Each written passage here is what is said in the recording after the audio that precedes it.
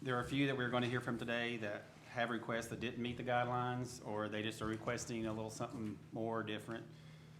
We didn't talk about this last week, but I forgot to mention that this year is a reappraisal year, and that kind of does make a difference. I mean, we aren't going to have a tax rate set to possibly July. I mean, Billy even said it could go in August, but they don't start doing appeals till June.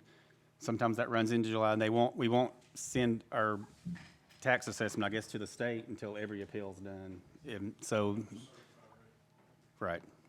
But we will not, our property tax will be the same as last year. We're guaranteed that. We do have some new growth, so we should have some increases too, and we're still waiting on that number as well from the property assessor. But I think after the budget hearings are completed today, there's a possibility we could entertain motions to accept some of these budgets or reject if you all see fit. I mean, we'll evaluate that at the end if you'd like, just to see how long this goes. But anyway, to get started, Nathan is first up. Hello.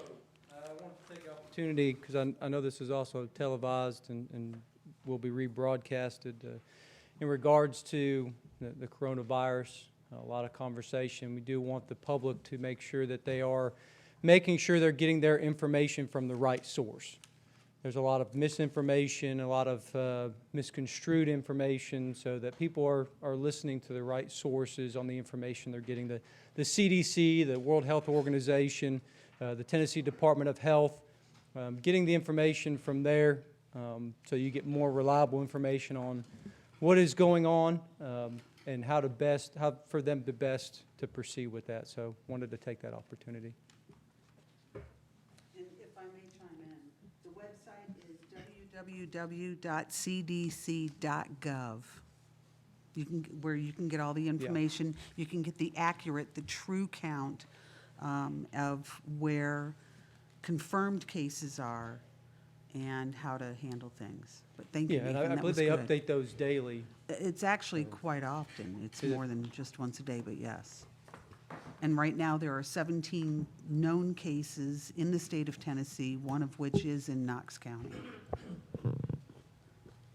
No, completely off topic, so thank you for allowing me to have that opportunity. But I wanted to go ahead and start off that, yes, we did submit 2 budgets. One of our budgets did meet the budget guidelines that were distributed, and one of them had the requests, really the 3 requests that we have for possible changes for our department moving forward. So I just want to make sure that we did have the 2 budgets submitted, budget number 1, budget number 2. So I wanted to make sure that as we discuss and discuss those, I know them as budget number 1, budget number 2. So that's what we'll take a look at.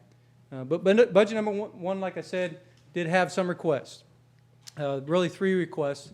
There was a sheet that I also submitted that kind of had just some bullet points to cover what some of those requests were.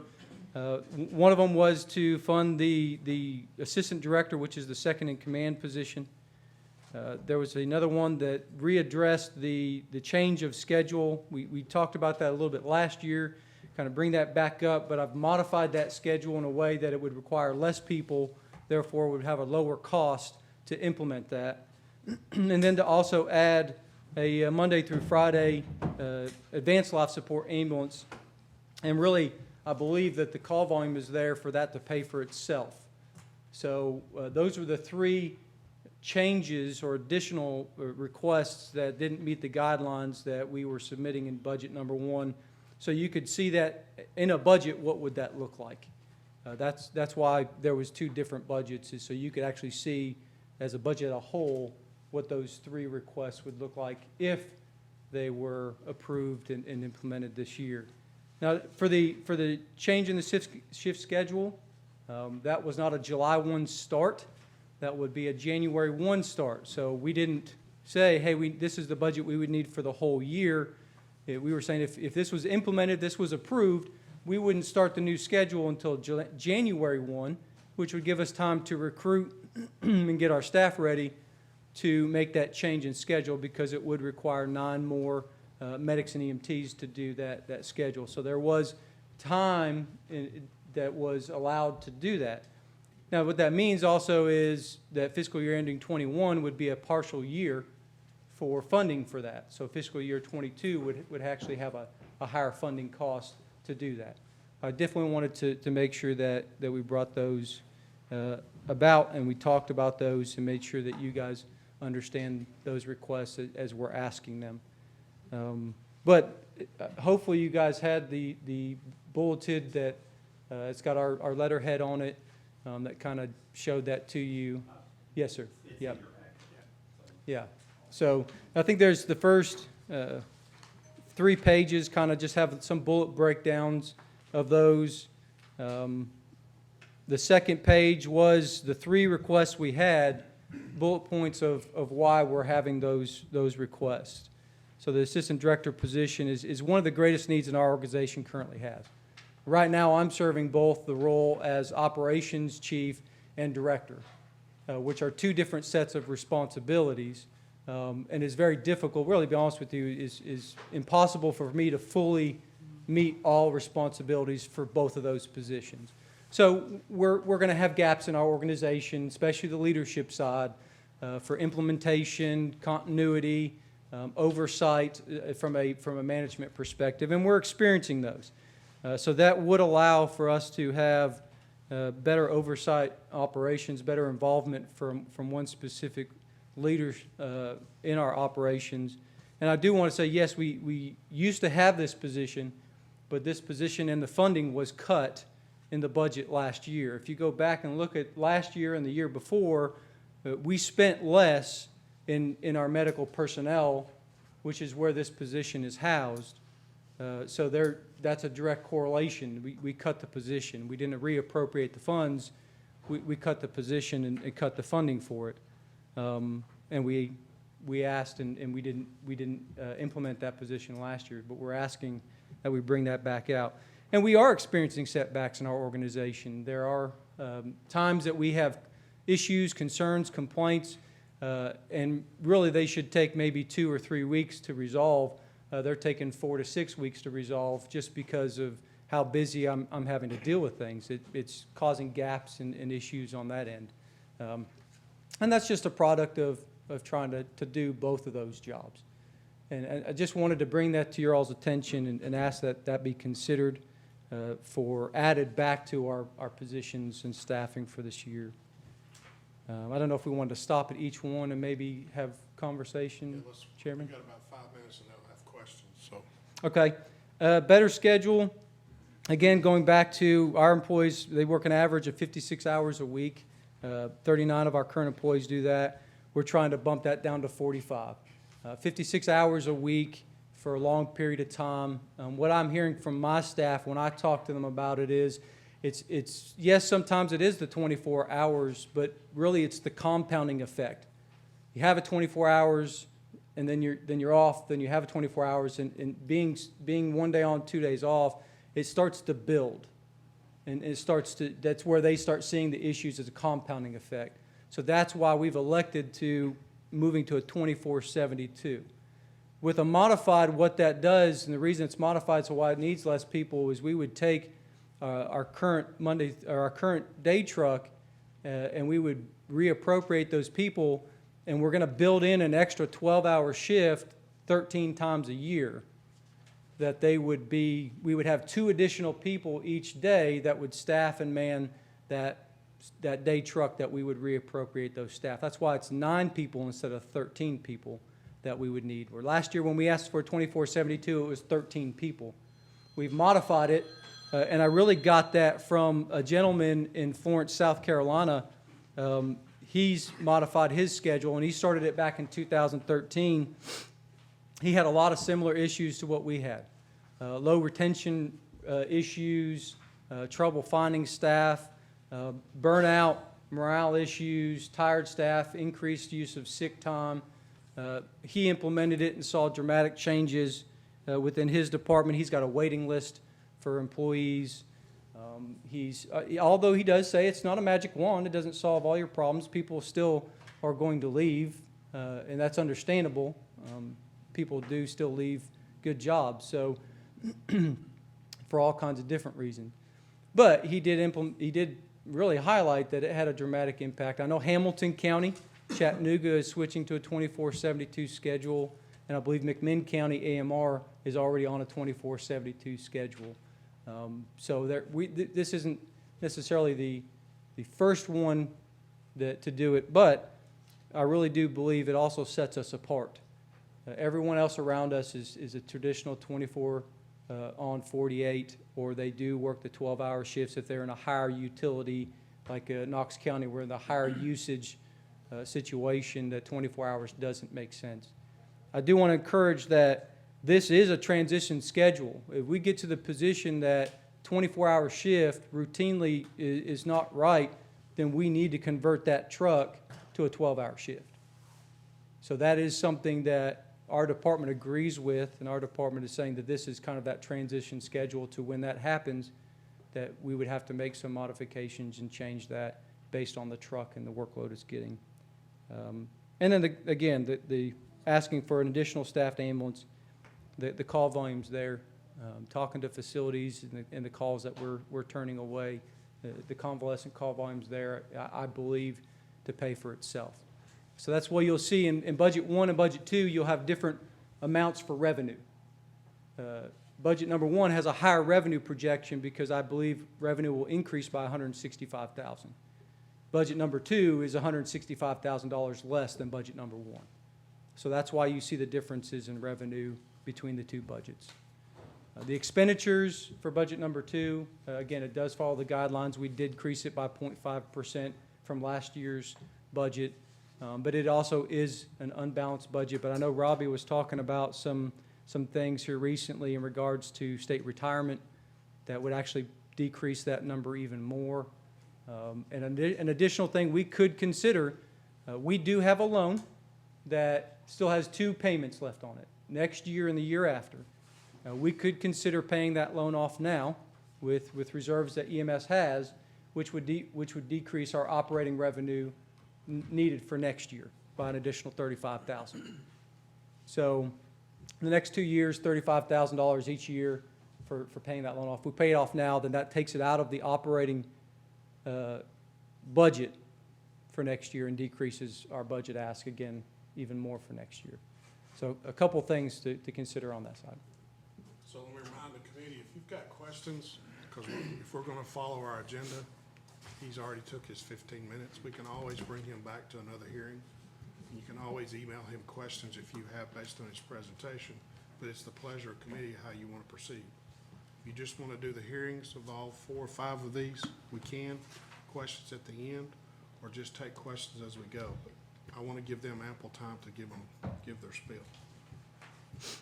I would just as soon go ahead and issue questions to whomever we feel needs Okay. questions sent by email. Okay, So we can move along. all right. Well, but I do have a question. One. Go ahead, Commissioner Scott. Thank you. Nathan, Yes, you ma'am. said that the 2 different budgets that you're proposing have that $165,000 difference.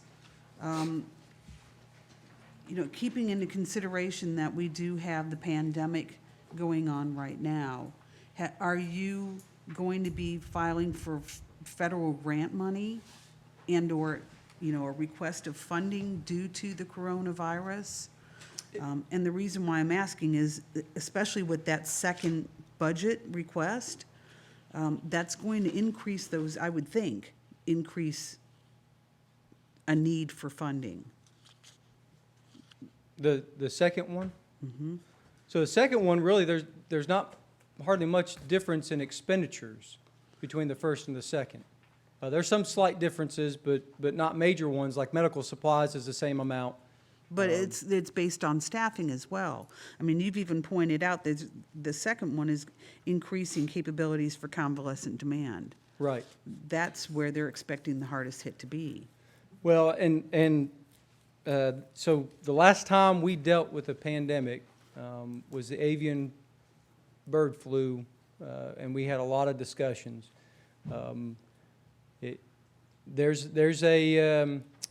We had a meeting just before this talking with the Sheriff's Department. Kudos to the Sheriff's Department taking a very proactive approach on this as well.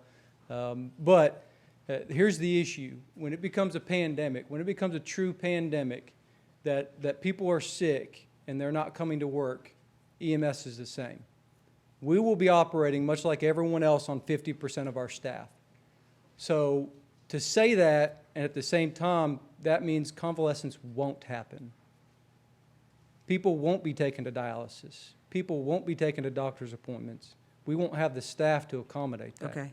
So convalescence, really, if a pandemic, if a true catastrophic pandemic happens, you can throw these budgets out of the window. Matter of fact, the county, and I know the governor has already issued a state of emergency, and if we have a local one, will we apply for FEMA grants? Or absolutely, if we can, if we're allowed to. We'll be more than happy to follow up with that like we have with other responses. But really, the impact, as you get through EMA training, one thing they tell mayors in EMA training is the one thing we need you to come with is a checkbook, Okay. because you're going to be spending a lot of money to fight a pandemic. Not just EMS, but everybody. The assistant director position, is that person going to be handling the operations? Yes, ma'am. Okay. Okay, thank you. All right, we're gonna move on. Robbie, do you have something? Yeah, I just want to add, just for information purposes, the budget number one for EMS has a budget deficit of almost 403,000, and budget number two has an excess of $13,367. Also, that's including a transfer in from the general fund that Nathan wanted to keep. Oh, yeah. Last year, we transferred money into each budget for the raise we got last year from the he still is including that in his budget, so that's $65,925, just to be Right. Yes, thank you, Rob. clear. One question. The difference in the budgets. Yes, or, sir. I'm sorry, in the shift schedule. Yes, sir. Are the employees gonna be making more and working less on the 24/72? So on the Or making annual, the same and on the working- annual, about the same. Okay. Yes. So you will need to increase their pay hourly. So we would go away, and I know this committee dealt with it. Instead of having multiple levels of pay scales, we would have one for our service. EMT, for the medics, EMTs, regardless of what shift they work, if they're on a 24-hour truck or if they're on a day truck, we'll have one hourly rate for all staff, which would be phenomenal. Right, I understand. But yes, that would be a switch, a transition there. Commissioner Denver? Very quickly, Yes, ma'am. do you and your staff have the proper attire for dealing with what may be coming? So we have a limited supply. Kudos also to finance, to the purchasing department. We reached out to them here recently and said, hey, we're having significant, like everyone else, having significant back order issues. We have a limited number of approved vendors. We need the capability of being able to buy what we need to fight this from anywhere. And finance department, purchasing department was real quick to respond and said, absolutely. We've got meetings that we're scheduling next week to talk about, hey, what happens when we've run out of staff and we need to hire somebody for 2 or 3 weeks. I can't wait 3 weeks for somebody to go through onboarding. Robbie was the first one to respond and said, absolutely, can we meet Monday, Tuesday, and start having those discussions. So to be said, we have some supply now. Now, do we have enough to last us all the way through? Not in stock right now, but we are actively working, not just our department, that's something even the sheriff's department we were having a meeting, they were looking for cleaning solutions, because how are they going to clean their patrol cars? Because they're going to be having people that they'll be arresting that will start showing signs and symptoms and have to deal with it. So a lot of departments are actively looking, how can we be prepared for what's potentially coming? Yes, ma'am. Thanks, Nathan. Yes, sir. If you've got any other questions, they'll email, and I'm sure you'll be back before the committee. Thank you. My pleasure. Thank you all very much. Next up is Mr. Brian Young. Okay, and in your packet too, there's a page that has IT on the very top of it. Ryan's just really increasing his other contracted services code, and he has a lot of amounts that we pay annually that we haven't been putting in the budget, but he has come to the budget committee and requested funds from unassigned and stuff, so we're trying to put it in the budget this year, but I wanted him to present that to you all. Good evening, everyone. How are y'all tonight? Cody, or let's see, Robbie and I have been working a great deal with trying to put together, as we went through this budget year, to put this together with instead of coming to you with amendments and asks and approaching with things as they've come up, this is the first year I fully believe, I know Natalie and I had worked, we almost got it here, but then her departure sort of put me where I wasn't ready to give this to you, but we are now here finally with the IT department saying this is what it will take to run the vendors which supply this county with all of the IT infrastructure that's required to run it. If you look at the services under our 399s, you will see written down, I tried to be as basic as I could with what each one of these items are. And each of these items, the only item that really is a true my department, if you say it functions, is my copier. The rest of this really applies to all the bodies in here, all of the accounts that we take care of as far as the department heads and officials and directors and their staff. The rest of my budget is, as it pretty much has been, there's been, I think we removed a couple of lines on the purchases. We took off the travel, we lowered it, which wasn't significant anyway, but we were able to lower it because we weren't doing out of the building training this year. But I think this budget will give you a good look at what the IT department spends in a given year on running the county. And these are, I don't like using the word essential, but these are the necessary items that in a given year run the county. And if you'd like to look through, if you have any questions.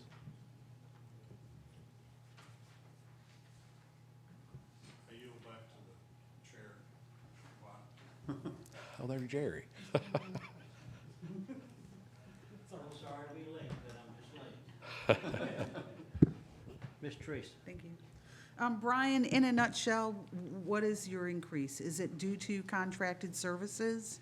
And actually getting them in the appropriate categories instead of amendments and items that come up in the middle of the year that were initiated in October when I first came, things of that nature. So the contracted services are not necessarily for your department, it's for the county to be able to run, correct? 97% of them are Okay. county ready to run. There's like I said, I think the only thing in there is my copier for my staff to Okay. use. And it's listed, but other than that, those are everybody. Okay, thank you. Thank you, Mr. Chairman. Any other questions? Even though the other contracted services line is increasing 35,000, his budget overall is only increasing $7,000, so, That's kind of where I saw it. right. Any other questions? Thank you, Mr. Chairman. Thank you. Brian, I learn something new about IT stuff every day, and this is no different. From seeing this, it looks to me like you do a lot of your time coordinating with these different vendors, these different companies to Yes, provide sir. the services that each county department needs, right? Yes, sir, a Okay. lot of ways. All right, I had a misconception about exactly what you did each and every day, so that kind of helps me get a clearer picture on that. What I like to say is behind the curtain, like on Toto with Dorothy. Yeah. I'm behind the curtain a lot, and if you all heard me talking, most of them don't want to sit in that room because it's like hearing a bunch of acronyms mixed with computer words, and but it's a lot of work to get this to where it needs to be. So it's the Wizard of Oz, I guess. I don't know what you call him, the nerd of Oz, I guess. But Thank you, Mr. Chairman. Any other questions? Brian, for one, I appreciate what you and your department do. thank you, I thank you. think you've brought us from, I don't even know how low we were. Well, That's the dungeon. Well, but I think you've brought us up into the 21st century. Thank And you. for that, I appreciate it. Thank you. I think as a county, I would like to say that we are, from when I came in 2016 to where we are now, we have taken strides forward in our security, in our stance, and our posture towards the world, as far as what we allow in and out of this building and when and how, have all been brought up to a much stronger stance. And That's what I was trying to say. yes, sir. But if I could take just a second here, I have a new employee I'd like to introduce you all to. If I could take just a second. This is Mr. Jeff. Jeff, this is the commission. He started with me about a week. Jeff what? Jeff Frost. Jeff- F-R-A-A-S, Frost. Am I saying that good? Frost, Frost. like the frost except without a T. That's it? Okay, Jeff Frost. Well, welcome aboard. Thank you. Good luck to you. Good luck to you. He's a hard-working gentleman. We got a question from Chuck. No, biggest thing is, he brought, as I said, a point, single point, where everybody in the courthouse now has to go through you, instead of everybody going off on their own, having different, things and stuff like that, where it's now more of a cost savings. Instead of, we have a single point of direction, and I think that's been the biggest cost saving there too. I believe So you don't have all these different contracts out there that we're trying to take care of, we just got one, for everyone. And I work with purchasing and Robbie here quite a bit. We're like a team in a lot of ways, because they'll approach me with this purchase, and it doesn't always make everybody happy when I won't proceed with it, but they usually will come back with the appropriate correction or whatever on that edit. But it's only on IT things that we do that. I'm not trying to do anything other than my department there, but it does save us a lot of money. I will say that, because we pull it, narrow it down to where it ought to be. Good job. Thank you, Chuck. Any other questions for Brian? Seeing none? Thank you. Thank you, sir. Thank you. Yes, Johnny Alley's next. Johnny Allen. Hello, everyone. I'm glad you don't have to walk far. Hey, while he's handing these out, I just want information about his budget. He presented two budgets to our department, but now he's wanting to take it into one budget, which has been recommended by CTAS. And that total budget would be 656, 826. And last year, the two budgets alone combined were 668, 567. So that's a cut of $11,741. Really? Good to step in the right direction. So I haven't made that change yet, but that is something we've talked about doing already. And I want to publicly thank Robbie for working with me on this. He's been a super help and very professional. He's been, Robbie's been a real help and very professional and assisting me in everything I did to get this together. The reason I'm here today really is for twofold. One is the combination of my budget. I've got a 52,300 and a 52,310, and I'm wanting to roll those into one budget number is a 52,300. The reason, my main reason for that's for clarity. The 52,310 was set up probably, I don't know, 30 years ago, and that was for the place to put the money for the assistance that the state would give grant money to the assessors, and it was for the cost of doing the assessments and the appraisal process. And all that culminated into a reappraisal every, in our case, it's 5 years. That grant money was cut out around 2008, so actually, I think all the budgets should have been rolled into one at that time. There's some property assessors have had as many as 4 budgets, one for mapping, one for personal property budgets, reappraisal budget, and then the property assessor budget. I don't think our office has ever received any monies after the laws were written. We took on a mapping department and a personal property accounts that were never, I guess, accounted for. But anyway, that's my first request, and I don't know, I guess would that take an approval to combine the budgets? Because I first presented them, and back in January when we did our budgets, I presented it as two. The overall dropped $11,000, so there's no increase. It's just I'm going from two budgets to one. What kind 52. of motion do you want, Robbie? I don't know if you need one. I've just, I don't think you would have to. informational purposes is why I'm here to let you know that, and then secondly is this handout I've I given mean, you. it's been recommended too by CTAS, and that's A lot of the counties are going to that slowly. What'd you say about CTAS? They recommended this change Okay. for the property assessor's Okay. office. Do we have to make a motion on it? I'm just asking you, do you need a I motion? mean, to be safe, we could make a motion and approve it. It wouldn't, I'll make a motion to approve it. Second. Got a motion and a second. Discussion. And the motion will be, to combine the two property assessors' budgets into one That's what I said. 52,300. question. Into 52,300. Johnny and I have communicated back and forth by email last couple of days, but Johnny, could you comment on the impact in terms of just municipalities if this change? Is there not a financial impact? Well, yes and no, not from the combination, because that comes to, I guess the question would be for this, the reappraisal cost sharing, that's the second part of why I was here. A couple of years ago, there was some research into the way the counties were, Before you get on all that, let's vote, let's approve the motion. All I'm right. sorry. Okay, I'm sorry, I was, Yeah, the second part. we got a motion to combine the two budgets. Got a second? All in favor say aye. Aye. Any opposed? Motion carries. Now, Mr. Bob, ask your question to the man. Let Johnny go ahead with. yeah, that really, I was going to do this anyway, but this reappraisal cost share issues that have come up probably speeded up. I was going to commonize and put it together for next year, but I started to do it this way anyway, so I went ahead and did it. Yes, it's going to make the budget more clear. It's going to be easier to track. Instead of having two budgets, you're going to have one. It's easier to keep your eyes on. It's even easier for me, and I know for the budget committee. That'd be good. Yeah, it is. And if we need to break it back out, if the state starts offering grant money, which I don't think they'll ever do, we can always recreate a 52-310 again. That's why I did it. But to your question, the way that we've been calculating, and it's come through CTAS attention, and there's TCA 67.5/1601. The counties and the city are supposed to share the cost of the reappraisal, and that's all the assessor's budget. That's all the cost of everything we do. Bless you. So there's going to be, and I'm the one that sends the bill to the finance director, and they bill it out to the cities, and we collect that back in. I've just been, we've not been charging enough to the cities. That's what it boils down to.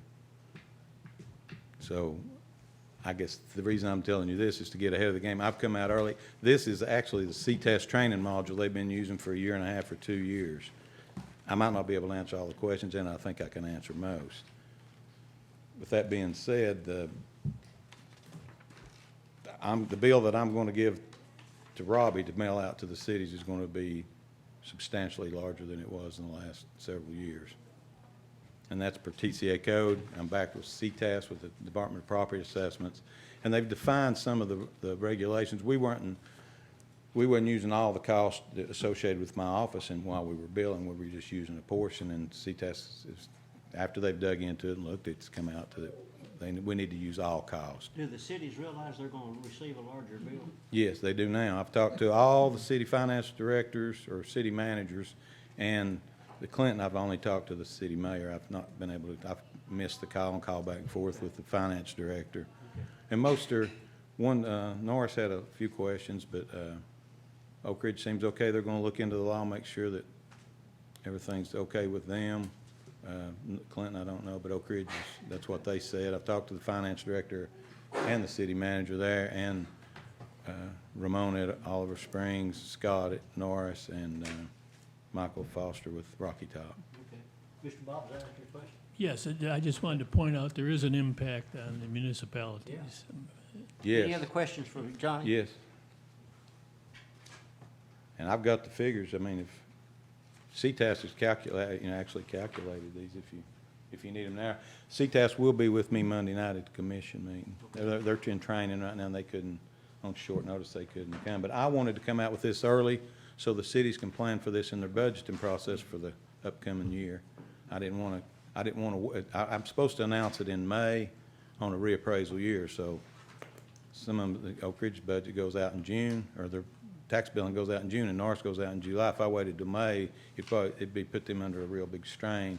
So that's why it's coming out now with it. Good. Okay? Yes. So Monday night, will you have those figures available for everyone as opposed to, I mean, I appreciate the paperwork, but I need numbers. What numbers? I mean, I've got the numbers right now for each city, the increase. Do you have it as a handout for everyone to see how it's going to impact each of the districts? And/or cities, municipalities, Norris and I Oak do. Ridge? Yeah, I do. That would be really appreciated. Keep in mind that this is 19, partial count. Well, but I mean, I don't have a number. It's- Yeah. Oh, I'm sure it's And gonna like I be said, we've ugly, already tried to get this.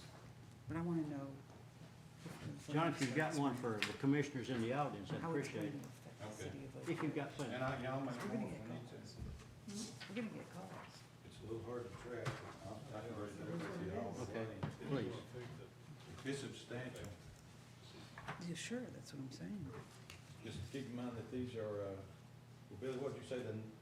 It's, We're not finished with reappraisals, it's really based on 2019 partial count. it's from the 2020 budget. The commissioners will raise your hand. Back.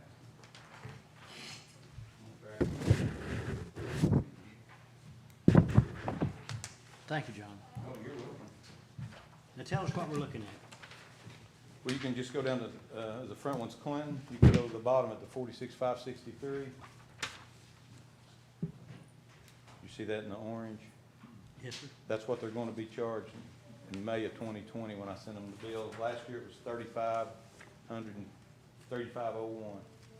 3,500? Yeah, we've been charging about 10% of what they should be charged. So the city of Clinton will be paying 41,000. 41,563. Now, they can come to full commission, they can ask to waive it, they can ask for partial, they can ask for whatever they want to. But most commissioners keep it. I mean, it's what it's earmarked. And that's, at that rate, the county's paying that much too. County's paying 50% of it Okay. already. So this is the city's half, 50%. Johnny, if I may, if the city does come and ask for an exception or whatever, what would they base that request on? Just the fact that it's increased? Probably, or they've never paid it before, or, Okay. yeah, I'm sorry, they've never paid it before, or there might be other reasons, I don't know. Okay. I don't know, now that's stuff I'm gonna find out, that'll be good questions Monday night for CTAS too. The next page is Rocky Top. I'm sorry, go back, if you go back to page one, on the right side, you see city property tax at 100%, that's $3,791,299. Okay, That's the monies that they gain from the 41,000. Oh, They were getting that for 3,500. That's city tax revenue that they're collecting from the work that we do through my office. And the second page is Rocky Top, it goes down, and their number's gonna be 7926, what was it before? $692. 600? And they collect, and with Clinton, it's $1 spent, they get $91.22 back. For the Rocky Top, it's for every dollar they spend, they get $60.70 back. And they collected $481,129 was, if they collected it all, if that's 100% collection Right. rate, for $692. So that was a big amount. So you go to the next page, the city of Norris. They paid $616.20. Next year, that's going to be $7,076, and they collected $728,000 for that $616. Oak Ridge, which the bigger the population, the more the money.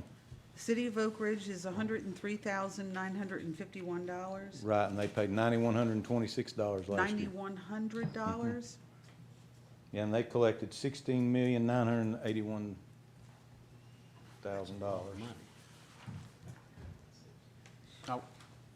I will say too that I went to a budget class and they had a CTAS representative from the property assessor, and they addressed this and said that the county should be collecting 50% of the assessment from the cities, and it was our job in the finance department to collect it, but it's a state statute, I think, from what they were saying. Yeah, it's on the second page of that handout. It's that 675507 is the statutes that, So the The good county thing- should have been getting, Yes, yes. This is, and a lot of counties are, we're not. And it says also that once this money's collected, it should be earmarked for the property assessor's office to hire, they're supposed to have so many employees per number of assessments or properties, and Makes sense. I don't think we meet those. So this money won't be going into our general fund? It's Some of wherever the commission wants it to go, All right. but most, Good answer. Sorry, I know John. how this goes, but most counties get it. It'll be the general fund. If their cost share is really high, or if they're, like the state minimum for my office is a person for every 4,500 parcels, that's the minimum. Some counties are way above the minimum, say they're supposed to have 25 employees and they got 32, then the commission might keep theirs. Where I'm at 8 employees and I should probably have 10 or 11, the commission might be really kind and give it to me. But realistically speaking, I'm sorry. Go. Realistically speaking, we've been paying for vehicles and added items. When you've stepped forward and I've said, no, wait a minute, I've got an issue with that, it could be paid for, Yes. paid Yeah, I back could to use. the general fund. Yeah, in here, there's, Good point. well, there's like, this one was from Sumter County, one of the ones that they did, and in the back, they put in there that they could purchase employees, new vehicles, technology, ortho projects, personnel. I mean, I've talked to fire and police about getting some of that pictometry, some of those more clear overflight images, but that's Well, I mean, $30,000 a piece for I'm 40. looking at our budget this year, and I appreciate the fact that your numbers have actually gone down, but I'm looking for ways to cut things and/or make modifications where we can give back to the taxpayers. And this is a perfect example. I mean, where the city of Oak Ridge should be paying the county $103,951, where it was $9,100. I Exactly. mean, that's good. Yeah. So what's Thank going you. on in Oliver Springs? Oliver Springs, let's see. Oliver Springs paid $982. They're $982. Their bill's gonna go to $11,166. And this Sorry, is Oliver based off Springs. parcel count in each city. And it's half. It's normally $16.36 Sure. for my department per parcel countywide. That's what we charge, and half of that's $8.18, and that's in every city, is what I'm charging, $8.18 per parcel. Right. And that's how we get the 11,000 here, and Oak Ridge gets the 103. And so in When Oliver would these Springs, funds be due to the county? well, that's something we'll have to talk to more about CTAS on. I believe that when I bill now, I think that this really what I'm billing in the reappraisal years for 16, 17, 18, 19, and 20. But I need to talk more on that to know for sure, and that'd be a Gabe Looney question on Monday night, but I'm pretty sure that's what it is. And we've had an agreement that we only bill them, since as low as it is though, but we divided, like Oak Ridge's would have been 55,000, they were paying, or whatever, 45,000, they've been paying $9,200 a year. We let them pay annually. So they don't have to come up with a $45,000, $50,000 check all at once. And here it would be $515,000 would be the bill to the city of Oak Ridge. But in turn for that, they're gonna be receiving,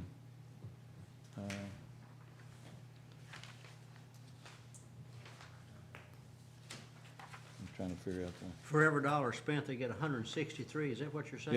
That'd be $85 million they're gonna be receiving in city property tax over that 5-year period for that, Right. for that amount of money too, though. But when would these funds be due? I to the think they're county? due, Billy, do you know? We've been mailing them in August, but, October, but I'm supposed to give the bill per this statute, I'm supposed to be giving the bill to Robbie in May. So I would think this year's bill would be due and payable, By June 30th, by the fiscal year end. but I don't want to put them in a bind as far as, that's why I'm trying to get out early so they can plan for it, because they should be able to get it in their Yeah. budget in June, or their tax bill, and I don't know when they finish their budgets.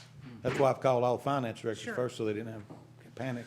So, Robbie, these bills would go out in May. They should be paid by June, correct? If they go out in May, like for this, it I'm would gonna give be them the- almost, I mean, they would have to budget it as like we budget Right. for the revenue, they would budget the expense in their budget for that current year. But an appraisal's every 5 years, so I guess I'm assuming they're taking the total, like for Oak Ridge, and divided it in 5 years for 45 equal payments like we're Of doing now, 100 except it's a and lot less. How many ever thousand? Or I Yeah, can- and regardless of whether we collect this money from the cities or not, it has no bearing on the property assessor's budget. Because Correct. we've been paying in the same budget for years and we haven't collected this kind of money, so. I'm looking at it as an expectation to the general fund, sorry. Right. But, yeah, okay, good, cool. That's kind of good news. What's fair is fair. Thank you, Mr. Chairman, and I understand everybody's viewpoint of it going in the general fund. I don't blame any of us for looking at it that way at all. But I do have a question, Johnny. If you were able to have this money placed back into your budget, would you be able to hire more folks to be able to go out and keep up with the appraisals better and possibly generate more revenue? I would, yes, I'm deficient right now in staff and some technology as well. Thank you, Mr. Chairman.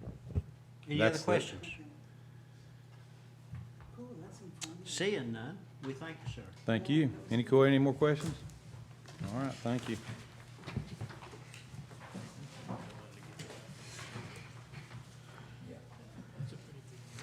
Yeah, thanks for the information. Yeah. Good numbers. Ms. Clark?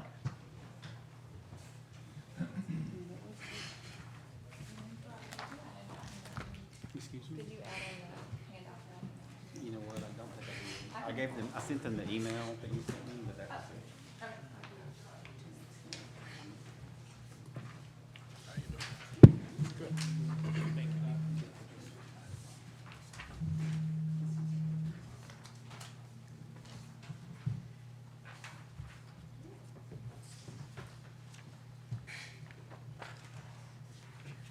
Good evening. Yes. I'm Laura Clark with UT Extension. I'm the county director. Before I go into what I'm asking, I'm going to talk a little bit about where our funding comes from, because I think that's an important thing to understand. UT is its own special thing in extension. So part of our funding comes from UT, and then about 45% comes from Anderson County.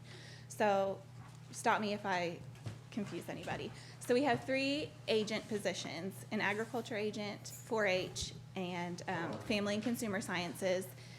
And all of that is a 45% split that Anderson County funds, and then 55% comes from UT. We have an administrative assistant where 45% of her salary comes from Anderson County and 55% comes from UT. Then we have a low-income nutrition education position. 100% of that funding comes from the federal government. So that's not anything that Anderson County pays for, but she's strictly performing her services in Anderson County. And then we have a 100% county-funded position, and that's our 4-H program assistant, and that's the position that I'm talking to you about today. So my ask is to change that program assistant position into an agent position. If we look at other counties who are similar in size to Anderson County, they have between 2 and 3 4-H agent positions. Anderson County has 1. So we are currently, on the back of the sheet that I handed out to you, we're currently serving close to 2,000 children and running 95 clubs. That's after school and during school. And this is with 1 agent. So we had over 3,000 activities completed, close to 1,500 projects completed. And that is just with our 1 agent who typically works between 60 to 80 hours a week. She is doing the job of what in other counties people are doing, 2 or 3 agents are doing. So 4-H is an evidence-based youth development program, and I know everybody's so focused on the now with coronavirus and everything that's going on. But the benefits that come from 4-H, and I had a list on that handout that I handed out, are huge, and they come, later in life. So they're more likely to contribute to communities, more likely to have better grades and better life experiences, more likely to attend college, have higher self-esteem, lower rates of depression. So investing in the 4-H program is really an investment in the future of the county. And the goals with that change from program assistant to the county agent position would be to reach more kids across the county and also increase the quantity and quality of programs. So be able to divide. Right now we're having to choose which programs that we can involve children in, so it might not be the interest of some of the kids in the county. So if we have another agent, we would be able to expand what we're able to offer and offer more programming to our kids in Anderson County. Now, the difference between the program assistant and an agent as far as what they can do, is quality of programming. So right now, program assistants get very minimal training. They would, if it was an agent position, they would have all of the training that a regular agent gets, which is provided by UT. They're also not able to run their own programs right now, so it's under the guidance of our 4-H agent. So everything has to be approved by our 4-H agent. It's very limited as far as the programming that they can provide. The program right now is the program assistant position is a high school diploma position. The person we have in that position right now has 2 bachelor's degrees and a master's degree, and the salary is very low for the amount of educational attainment that she has. And she's doing it because she loves 4-H and she believes in it and she loves our county. However, you know, as other positions open up in surrounding counties, it's more than likely that she'd be looking to get into an agent position where she would be compensated for the amount of education that's available. Also, typical retention. So retention of program assistants is very small because the salary is very small. So typically, program assistants last for 1 to 2 years. We've been very lucky with our current program assistant, who's been here over 3 years, and she's really done a phenomenal job. Whereas agent retention is much larger. The salary is more livable as an agent position, and they're no longer limited to 40 hours. So program assistant position is limited to just 40 hours. And if you know anything about 4-H, it is a ton of nights, it is a ton of weekends, and that is really limiting what we're able to provide in the county. Yeah, so if anybody has any questions, or, That's a pretty good explanation. thank you. Talk a little bit fast for me, but other than that. Mr. Merritt? Thank you, Mr. Chairman. Laura, is it not true this salary is set by UT, correct? It is set by UT. Set by a range. I can make a motion, we approve this request for the upcoming budget, Mr. Chairman. Got a motion to approve this request? Need a second. Second. I got a motion and a second to approve this request. Discussion? Discussion? I have a question. Mr. Reese? I thought this was more for an information purpose, that we really weren't looking to make motions as to what we accept or not, that, I mean, I appreciate the information. I don't have any quorums with it, but I'm simply saying on a voting, I mean, I just am under the impression this is for information, for us to work on our budget. Okay. I appreciate that, but since we got a motion and a second. Point of clarification, Mr. Chairman. Sir? Commissioners, point of clarification. It's just basically to accept it so Robbie can put it to Yeah. Right. It's still gonna come, the whole thing will come back through here as well as commission. And that's the way I accepted. I didn't think was gonna, Well, I mean, we haven't gone through and said, okay, Nathan, we're gonna take one of two, and IT, we are going to accept or not. I don't think it's fair to the others to, I mean, It's up to you. and therefore I'll vote no, just on those grounds, because we're not done with our budget as of yet. and that's what I was saying. So, I We'll, mean- we'll either vote it up or we'll vote it down. I'm not saying get rid of 4-H and, Yeah. okay, thank you. Any more discussion on this? All in favor of accepting the proposal, say aye. Aye. Any opposed? No. The motion carries. Thank you. Thank you. Thank you for your point, man.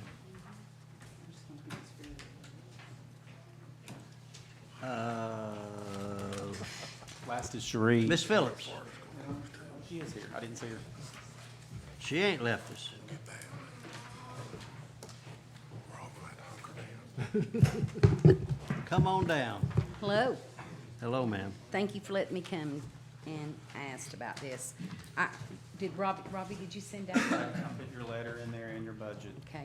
So, last year after budget, you all approved me to have some part-time help. And I'm here to ask for you to approve that again for this year.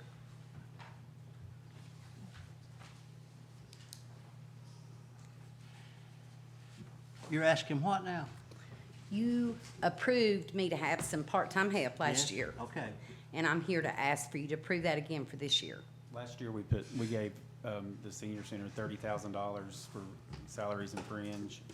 And she didn't put that in her budget this year. She's requesting it now. She left it out of her budget and was asking the budget committee if they would approve that. You left it out for why? Because it was a one-time only Okay, okay, okay. last year. I have a question. Ms. Teresa? Robbie, the director's position, when we gave the pay raise, was that not to come out of another fund other than the general fund? It was initially to be funded by donations and events, I guess, at the beginning, wasn't it, Sheree? I'm not sure. And it was the first couple of years.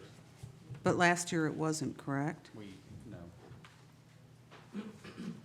And the way the budget's written right now, in this particular packet, it's not being requested to be pulled out of those as well. Thank you. The $30,000 last year was paid out of what fund? Unassigned fund balance. Okay. Questions for Mr. Reed? Questions?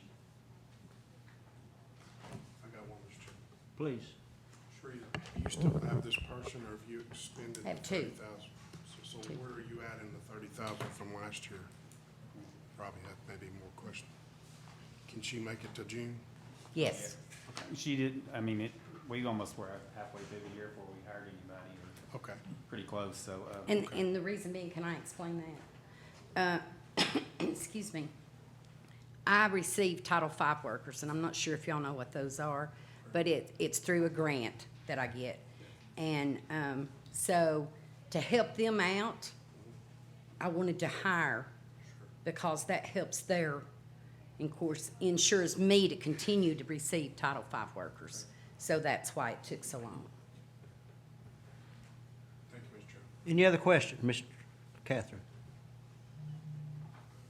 Ms. Phillips, on your projections for electricity and gas and that sort of thing for this proposed new building, has the calculations for the differences in size been taken into consideration? Yes.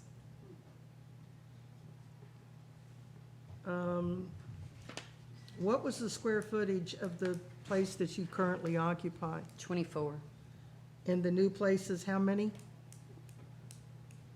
84 or 85. Where I'm currently at, we receive, it's on 2 separate meters. So I pay 2 light bills, 2 water bills, and a gas bill. But your total square footage was 2,400? 24. I've got stuff at home, I can look up the actual square footage of the current, or the proposed new location. I'm assuming that you're basing your calculations on some old bills that the prior tenants had? No, I sort of split it between what we were paying at 205, where I'm at, and just sort of came up with that number. Paying at 205, 205 Main? Excuse me? At 205 Main? Yes, because it was closer to that. Are you paying utilities at 205 Main? Yes, sir. She's paying the portion of them, Rogers' budget pays the other, I think it's $25.75. They're storing Yes. things there as well. So Cherie pays 25% of 205 Main, out of the senior budget, and Okay. the other 75% is out of Okay. 51,800. So that's because of the storage Yes. usage that you've been? Yes. Okay.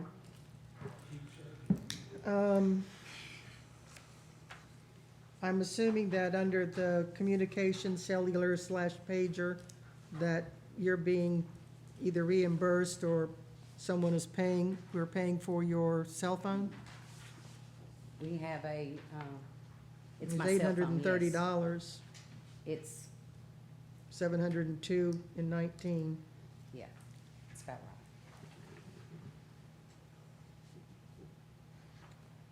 right. What kind of licenses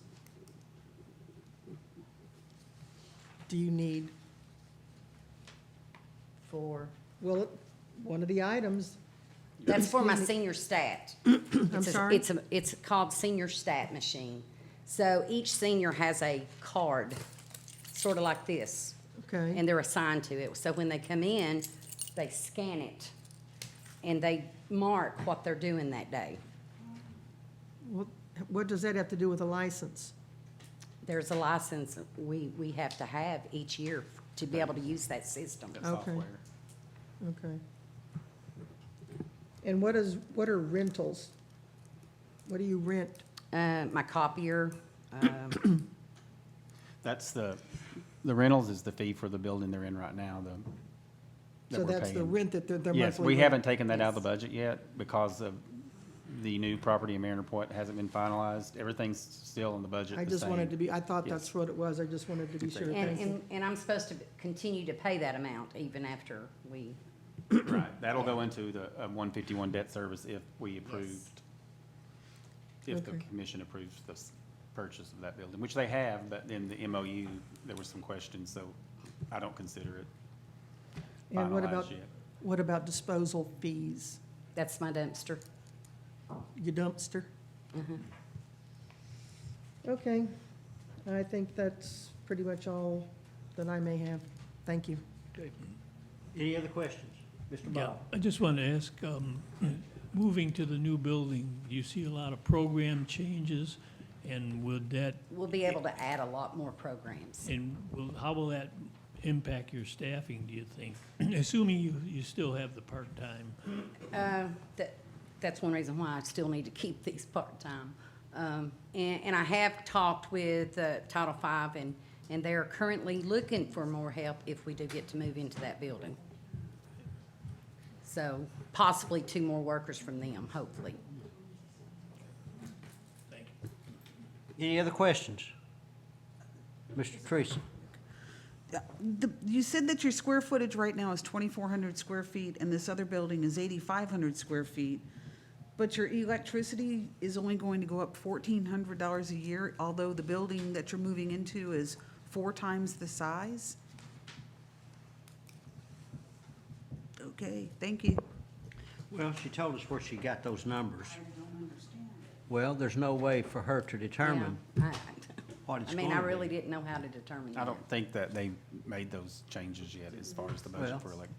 Uh, Well, you get old electric bills and you take a look at them. Well, any other questions for Ms. Phillips? I think that's when I was in sabbatical. Do we want to make a motion? Do we want to? Thank you, Ms. Phillips. Thank you.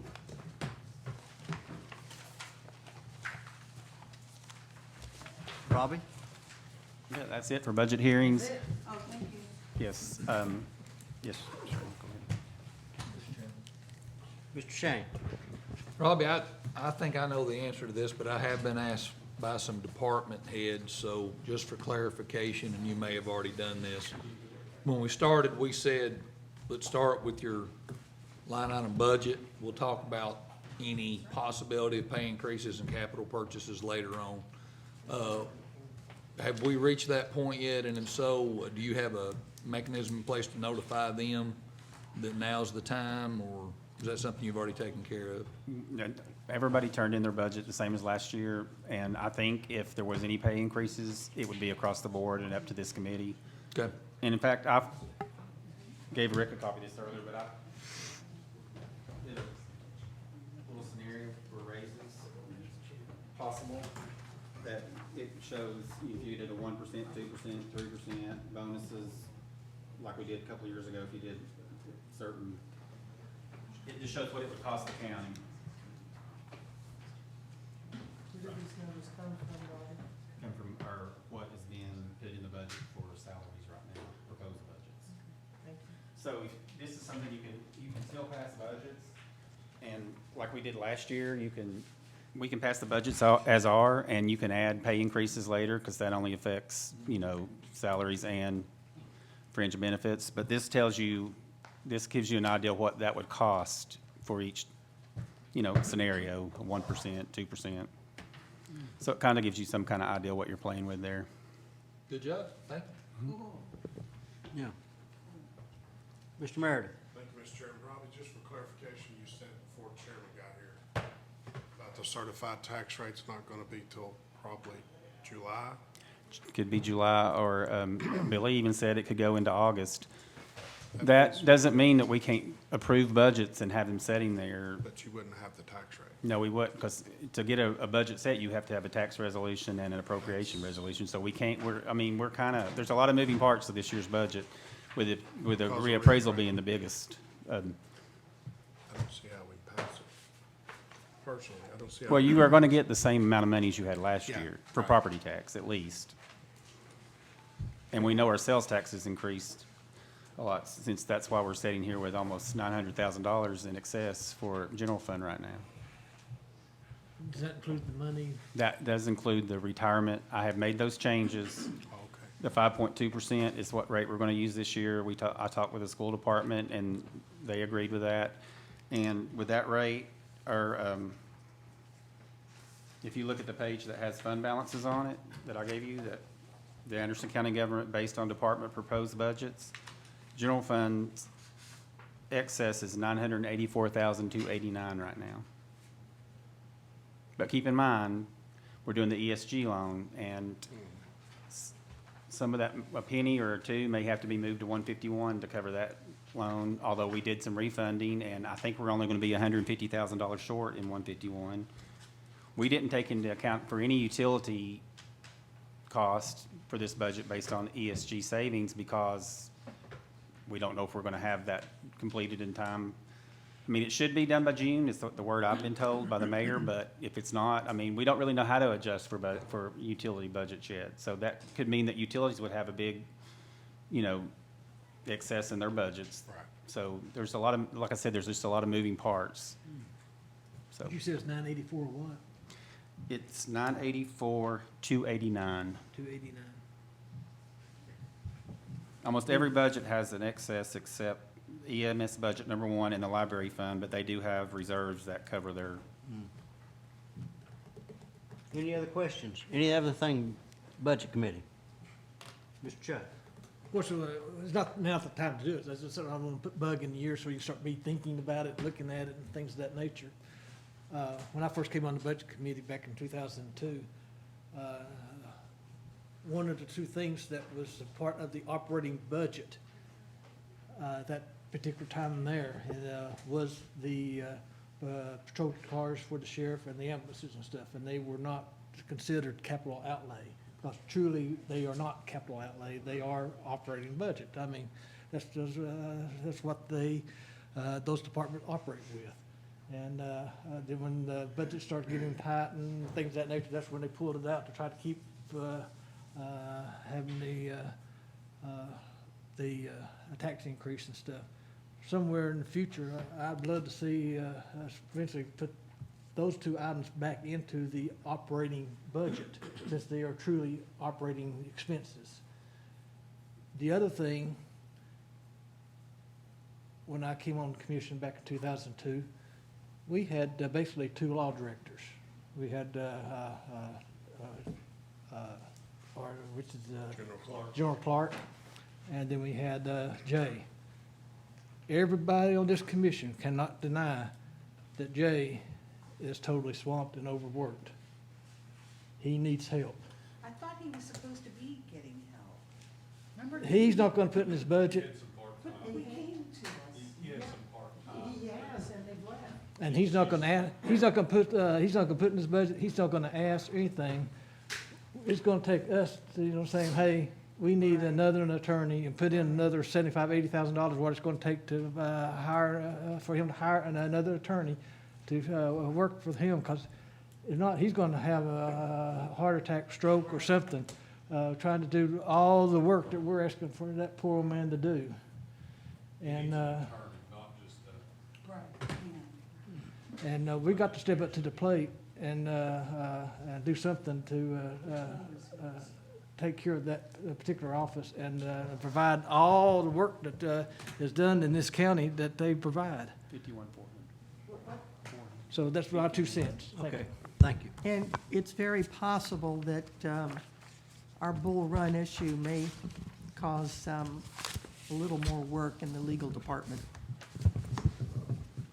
Well, let me remind this Budget Committee, we've got some extra money.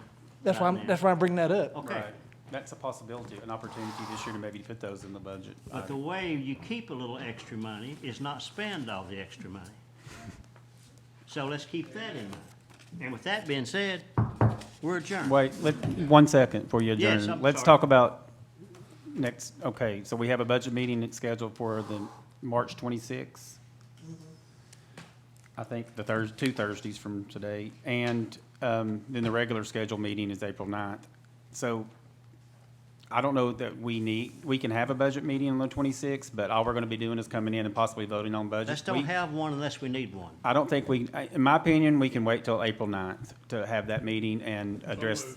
Second. Yeah, let's don't meet unless we have to. Well, I think also with everything that's happening in the world, it's probably best we meet Yeah, as yeah. least as possible. And I'd recommend that All you gotta do is look at your phone. Right. go ahead. And also remember, you know, just talking about everything's going on, we just got word that, which is, you're gonna be shocked at this, Disneyland in California is closed down for the rest of the month. They've canceled, Commissioner Mary. The whole All tournament, NCAA yeah. tournament's been canceled. Right. I mean, this is kind of freaking me out, everything that's happening. Well, I'd recommend that anybody that's sick or got a Stay at fever home or and wash anything, your stay hands. home, stay out of the courthouse. But so we will cancel the next meeting and we'll just take it up in the regular meeting on Gotcha. April 9th. Okay. I'm good with that. Are we good with that? Yeah. Absolutely. Then I appreciate everybody. Is that all you had, Robbie? And so, Jerry, Yes. Yeah.